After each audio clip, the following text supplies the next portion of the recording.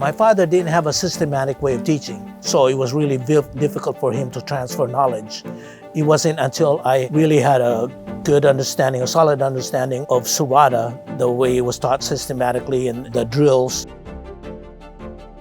My grandfather was Visayan in the early 1900s. He was part of the Sakada, and they were always screamadors.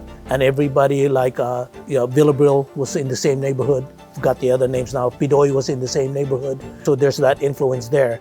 Then Angel Cabalas, he came here in the early 1900s, but he didn't start teaching that until the early 60s.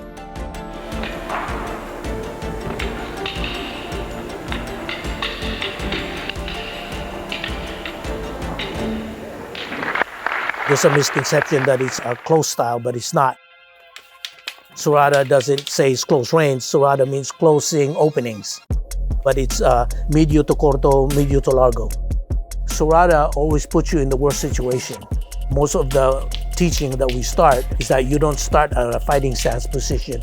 You start from with your hands down position. You're limited to where you can go. In a real fight, you can move anywhere you want.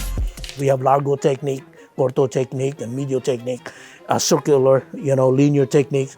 And but when we first train, we're restricted. You develop that quickness, that desperation, because you're not allowed to move.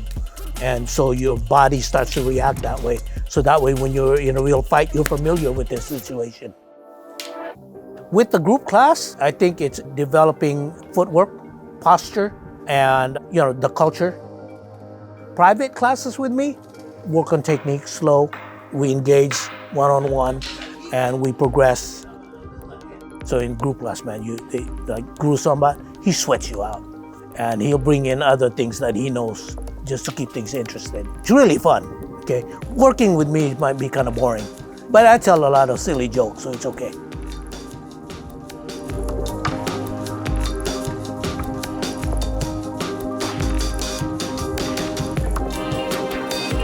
We're in Stockton, California.